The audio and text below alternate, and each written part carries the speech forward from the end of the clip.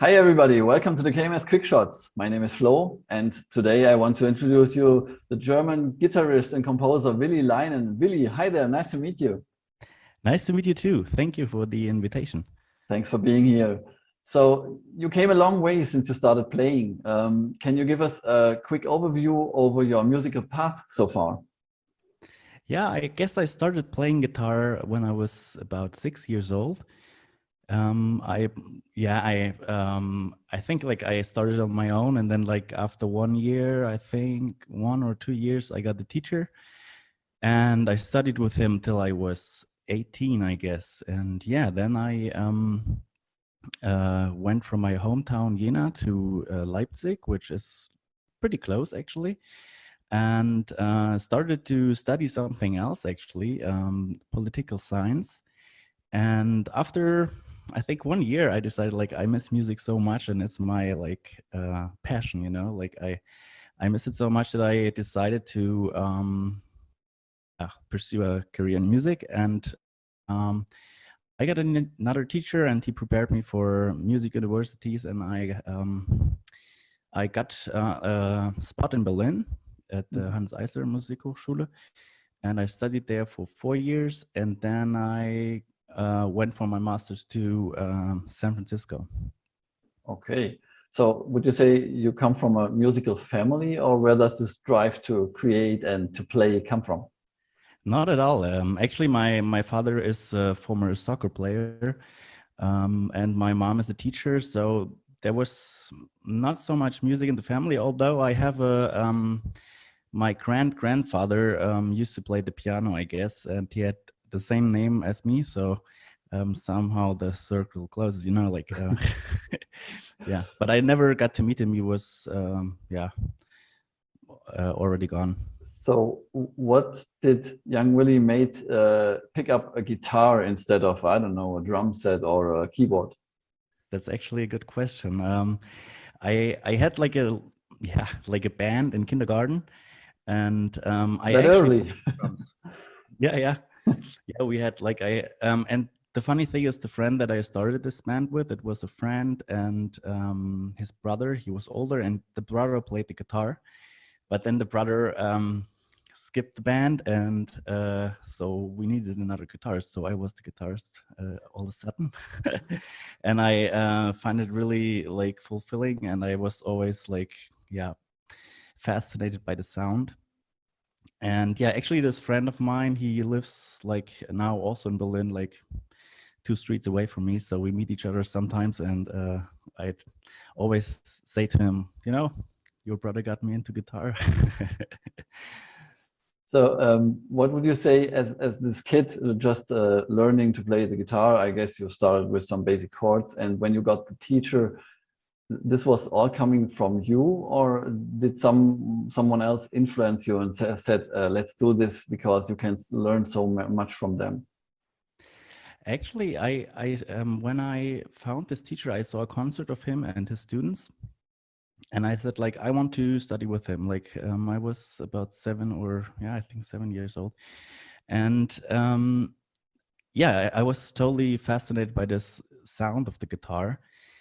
And I choose it by myself, and I never was like pressured or in my whole life, not from my parents or somebody else. It was always my choice, and I always come back to it. Like I had a phase where I did more electronic music after my studies in America, but like after a short time, I came back to the guitar, and it's like just my way to express myself, and it was my decision. Yeah.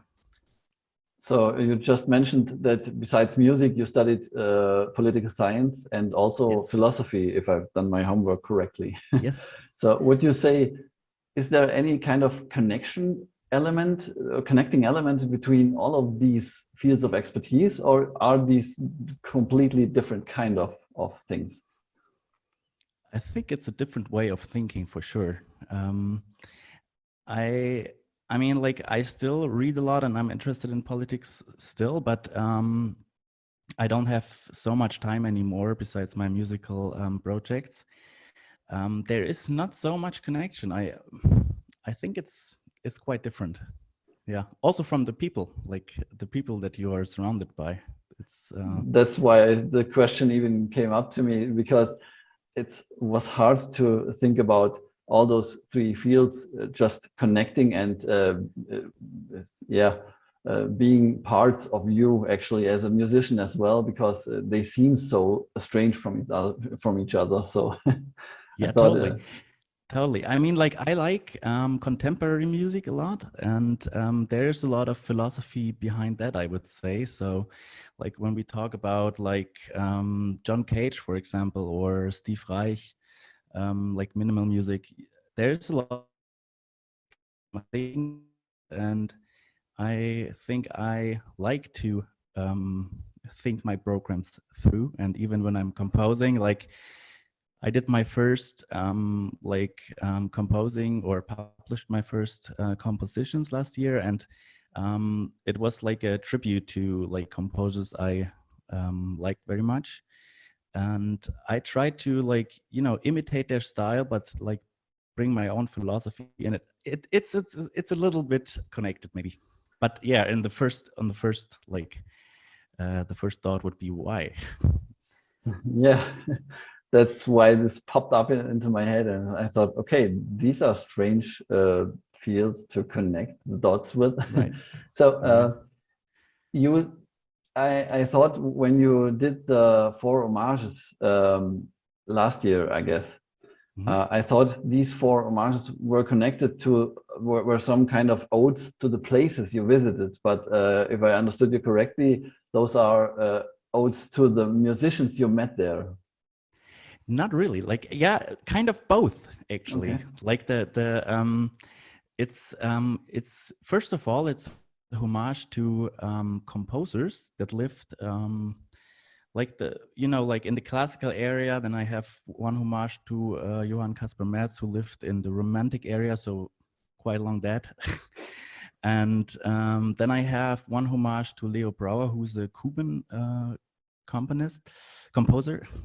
He's a Cuban composer, and which is like modern. And yeah, there's one like homage to the city I lived in San Francisco. So there's also the city homage in it, but it's also connected to a composition by a Spanish composer who wrote a suite called California Suite. It's a little bit a homage to that too. Would you say the places you visited, especially with the America tour, um, do you have a certain connection with those places, or were they just tiny dots on your path all over the world where you visited No, places not before? at all. Not at all. That's a really good question. I I find like a connection, like I try to find a connection to all the places I live in. Like in Leipzig, I lived 4 years, and you know, when like I feel like after 4 years, it's a good time, like when you feel at home somewhere. So I don't have like this like one home place now, or it's just like many different places. And I love Berlin, like it's my home now, kind of, and I love the diversity and the feel and like the energy. And San Francisco was just so like beautiful. It's on the ocean, and it has such a history. Also, it's very European, and like for me, it's always like the time and the people that you meet that make like kind of a home. Mm. And I still have friends in San Francisco, and I talk to them, and yeah, they are not just dots on my path. They are really important to me. Okay. So when you did the four homages, were this was this a process when you were on tour there actually, or did you return back home and then decided I got to live through this through the music again? I was in San Francisco for a degree, like studied with a professor there. Mhm. And I also took like composition classes and like in the technology and applied composition, so electronic music. And I was pretty much into this electronic music for a while, producing a lot, also pop music. And, like uh, there was a time when I was like, I want to compose for the guitar. Like I always played like repertoire, like from different composers in my during my studies. I never composed. I was like too shy for it, I think. Like I was like, oh my god, those are like, you know, when you talk about like Bach or Beethoven or even like guitar composers, they're so like, You don't put yourself into the same league as them. So right, yeah. there's no way. And I was like yeah, a little bit shy, and was like, okay, maybe I tried. But then like I met a you know, a publisher, and I wanted to record a CD with him with compositions of my good friend Alexander Lieberman, who's a composer who lives in New York. And yeah, this now friend of mine told me, you can record a CD, but you have to do your own compositions. And I was like, oh my God, now I have to start. That was like really great push for me somehow. Yeah. I And think then you just everything was needed that little extra push to nod you in the direction where you can actually be creative and do some compositions on your own, because it's already in you. But would you say the composition kind of thing, is it a methodical process? Because as I, for me, it's very easy to relate to people who make beats or who make synth music or pop music, because I did that before, and I know that you can just sit around there and play around and think about, wow, that sounded great, and you can evolve around that idea. Speaking of classical compositions, after hearing several of your tracks, I thought, how on earth do you even come up with such a thing? And you gotta write it down. You gotta um, develop ideas, and it's way different, I guess, than it is with electro music. So you mentioned that you already did electro before. What made you choose the classical part again, and how do you approach new tracks from there? Mm-hmm. Yeah, that's indeed interesting, because the electronic music, it's like a playground for adults, I guess. Like you can play around with synths and sounds and like effects and stuff. And that was like kind of a liberation for me in the first place, because as I told you, I played a lot of repertoire for the guitar. So there's like certain ways you do it. And, you know, like it was pretty not so like creative in a way. Like it's still creative, but like it's a lot of repeating and stuff and learning the right way to do it. And yeah, then I found this electronic music. I did it for a long time, but not really. And then I got really into it, and I was like, oh my God, you can play with this stuff, and it's so exciting. And yeah, and I like sound design a lot. But yeah, the guitar, it was like a challenge for me at first, I think, like because I never composed for the guitar, and I thought, like, you know, you play this instrument and you know it so well. How can you like come up with something that is not like just, you know, like the standard stuff that you play? So most of the times I come up with an idea and I have it in my head, like a melody or like a rhythm. Mm-hmm. And then I just sit down and write it down. And then like I try to do a lot of things on paper and in my head and a little bit on the piano, so that I don't use like musical ideas that just come from doodling around, you know. Mm-hmm. But there's sorry. Oh yeah, tell me. But there's also, I noticed it when I was listening to your newest release. We're just going to talk about it in a second. That you can hear while you are playing that you're putting emotion in there with a sort of a breathing technique, I guess. And I thought, okay, so this music requires a lot of emotion and passion for the music itself. But how can you even go away from the concentration process of focusing on the playing technique and connect this with an emotional set?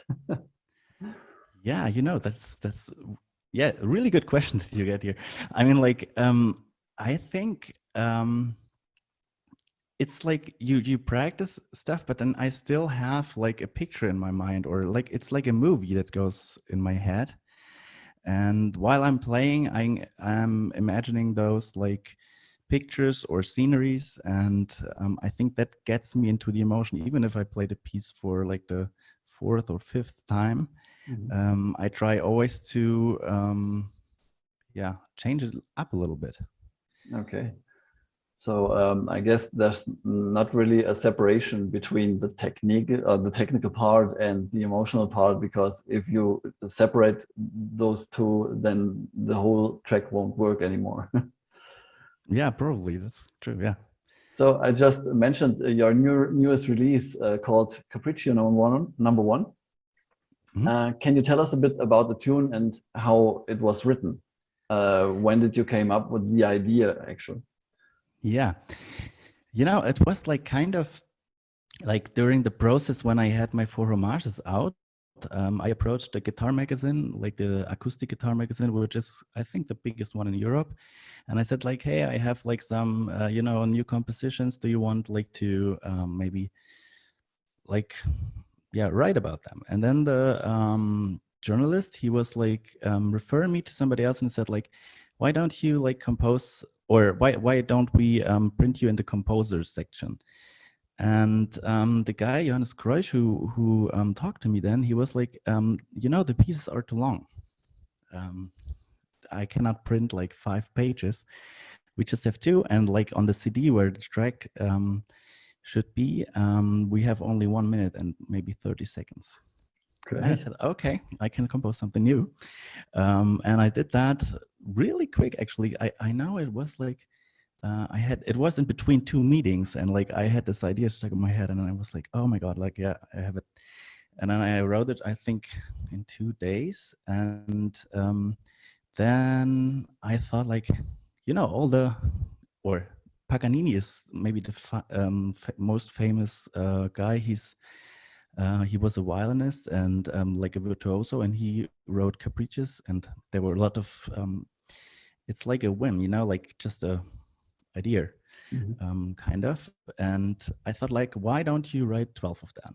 And that's my goal for this year. So I write every month one. This one month I wrote 2.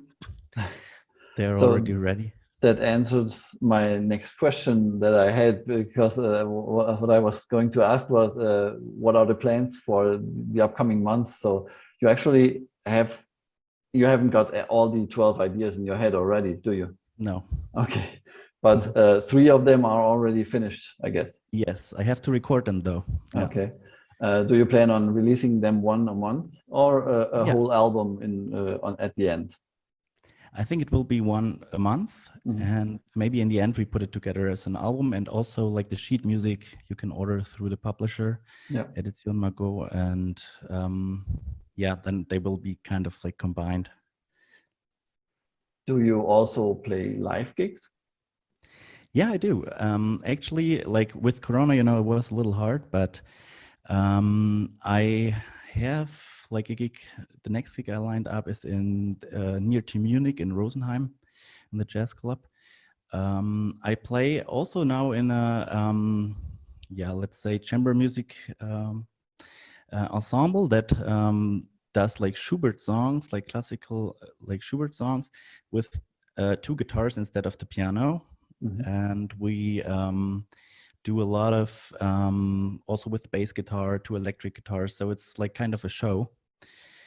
And I'm really excited, but because the videos will come out, I think next week or somewhere, or the first video. And that's like something. I have a lot of projects lined up now, like also with my guitar duo partner. We do minimal music for 2 guitars. Like that's my electronic music, like comes back to the classical kind of also. And and there's another project, but that's not like ready to talk about it yet. Okay. But So are these other projects coming out under a different name set, or is it always Willi Leinen, the composer slash from there on multi-instrumentalist or multi-composing artist? it's all different names actually. Okay. Yeah. Mhm. Yeah, there will be ensemble names, and I'm just like my own music. My own classical music will come out under my name, Mhm. and the solo stuff. And and also like I still produce some pop electronic stuff, and there I have a alias, let's say. Okay. Yeah.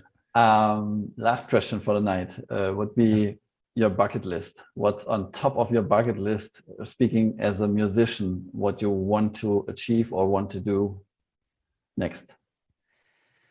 Well, yeah, that's a good question. Again, I think I want to play as often live as possible now after this time of like kind of not so many live gigs and stuff. I would love to play a lot because the time actually was really good for me to like compose and do a lot of planning, and the projects are lined up. And now I just want to go out there and play again a lot. And I don't have like goals in 5 years. I have to be this and this.